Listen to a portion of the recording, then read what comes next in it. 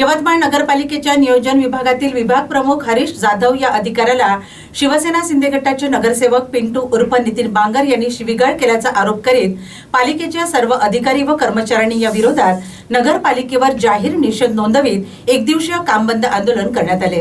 प्रभाग क्रमांक 4 मधील नगरसेवक पिंटू बांगर यांनी प्रभागातील शासकीय विविध विकास कामे वेळेत का होत नाही असे विचारणा करीत नियोजन विभागातील विभाग प्रमुख हरीश जाधव यांना शिवीगाळ करण्यात आली असा आरोप कर्मचाऱ्यांनी केलाय।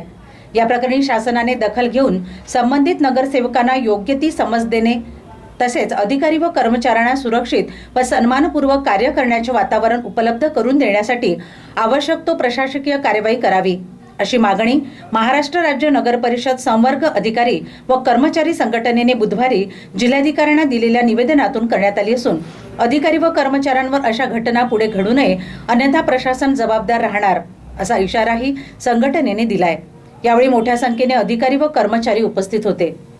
आज विभाग प्रमुख श्री हरीश जाधव यांच्यासोबत काही सदस्य यांचं नाव आपण पिंटू बांगर असं म्हणतो आणि श्रीमती सपना रंगोली यांच्यामध्ये शासकीय कारणास्तव त्यांचे काम वेळेत का होत नाही याबद्दल विचारणा करतात।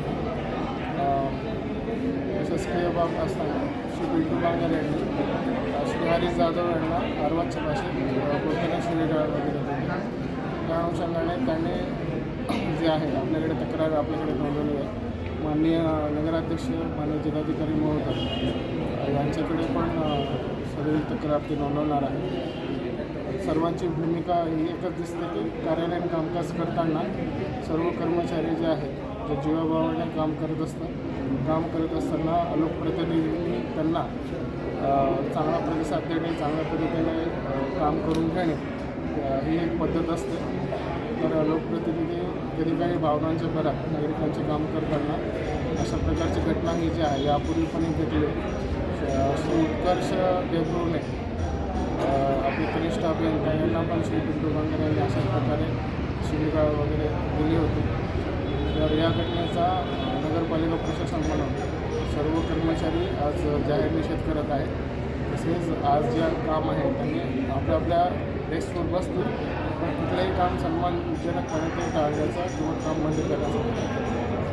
तसेच यापुढे जर असे प्रकार घडले तर प्रशासनातर्फे कायदेशीर कारवाई करण्यासाठी त्यांनी आपल्याला यापूर्वी सादर केलेलं आहे। कुठल्याच प्रकारचे जे आहे मनमानी जे आहे कुठले सदस्य असतील नागरिक असतील तर ते शेवटी लोक जे आहेत सर्व आम्ही पण नोकरीच करत आहोत लोकांचे प्रश्न सोडवण्यासाठीच आहोत। जेवढं नगरसेवक किंवा सन्मानित सदस्य लोकांचे प्रश्न सोडवण्यासाठी इथं आहे त्याचप्रमाणे प्रशासन पण लोकांचे प्रश्न सोडवण्यासाठीच आहे।